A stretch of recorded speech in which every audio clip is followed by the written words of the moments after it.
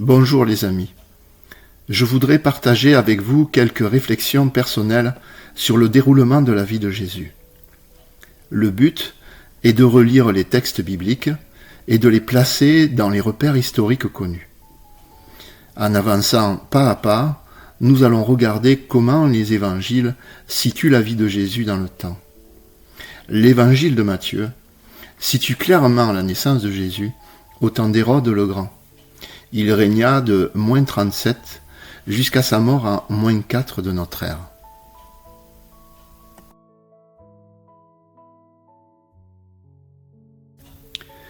Après la naissance de Jésus, des mages venus d'Orient arrivèrent à Jérusalem. Ils posèrent une question simple mais troublante.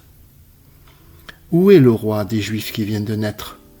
Car nous avons vu une étoile en Orient et nous sommes venus pour l'adorer. » Ces paroles inquiétèrent le roi Hérode. Il fait appeler les mages en secret et s'enquiert soigneusement auprès d'eux, depuis quand l'étoile était apparue. Puis les mages repartent de Jérusalem, car l'étoile qu'ils avaient vue en Orient les guidait à nouveau, mais cette fois-ci jusqu'à Bethléem, au-dessus d'une maison. Après avoir reçu des mages de l'or et des présents, un ange avertit Joseph que cette nuit même, Joseph et sa famille devaient fuir en Égypte. Après la mort d'Hérode, Joseph reçoit en songe l'ordre de retourner au pays d'Israël. Le couple quitte alors l'Égypte avec l'enfant Jésus.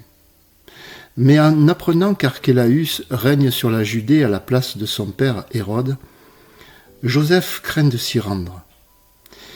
Il ne revient donc pas à Bethléem en Judée.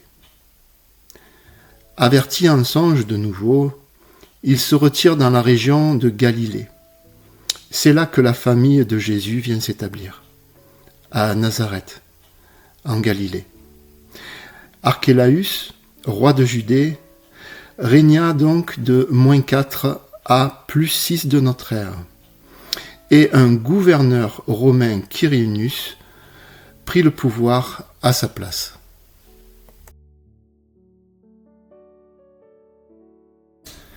En l'an 6 de notre ère, Archélaüs, le fils d'Hérode, roi de Judée, est déposé par César Auguste.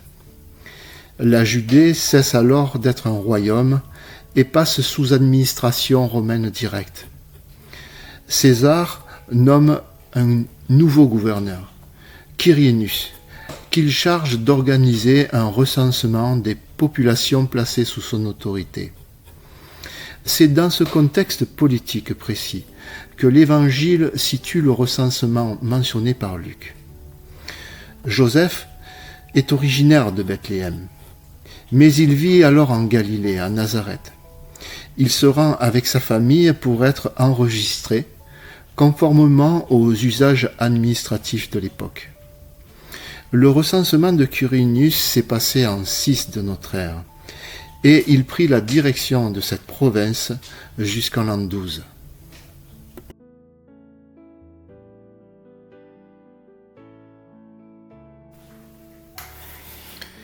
L'évangile de Luc nous donne un repère chronologique très précis. Il nous dit que Jean le Baptiste fut appelé par Dieu pour prêcher la repentance la 15e année du règne de Tibère César. Tibère a commencé à régner en septembre de l'an 14 de notre ère et son règne s'est achevé en mars de l'an 37. La 15e année de Tibère correspond donc à une période comprise entre septembre 29 et septembre 30. C'est à ce moment-là que Jean a pu commencer son ministère. L'Évangile montre ensuite que Jean devient rapidement connu dans tout le pays. Il attirait à lui les foules au désert. Ce n'est qu'après que ce ministère ait bien été établi que le texte nous dit que Jésus vient lui aussi pour être baptisé. Le baptême de Jésus se situe donc naturellement après le début du ministère de Jean. Ce qui place certainement cet événement autour de l'an 32, voire 33.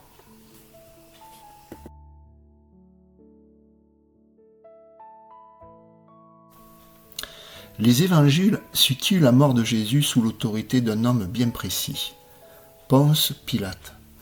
Pilate n'est pas un personnage symbolique, c'est un gouverneur romain qui est historiquement attesté, dont le mandat est bien connu. Ponce Pilate a gouverné la Judée entre les années 26 et 36 de notre ère. Cela signifie que la mort de Jésus se situe nécessairement à l'intérieur de cette période. Les sources antiques indiquent que la fin du gouvernement de Pilate est marquée par de graves troubles en Judée et en Samarie.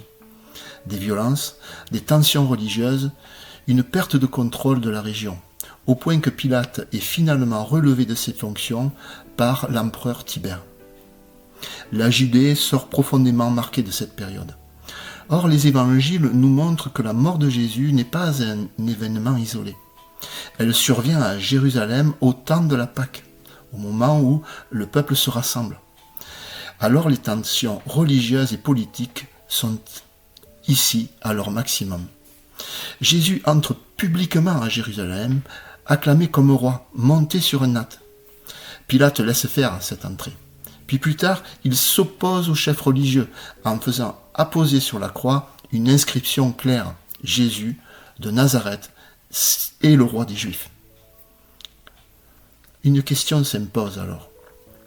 La mort de Jésus a-t-elle pu jouer un rôle direct ou indirect dans la destitution de Pilate ?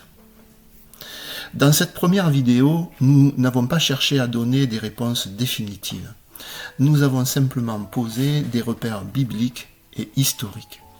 Ces repères soulèvent des questions légitimes pour inviter à creuser le texte avec attention. Dans la prochaine vidéo, nous reviendrons sur plusieurs idées reçues sur le temps, sur les lieux et sur certaines évidences apparentes qui méritent d'être réexaminées. Je vous remercie les amis pour votre écoute et pour votre désir de sonder les Écritures. À très bientôt pour la suite.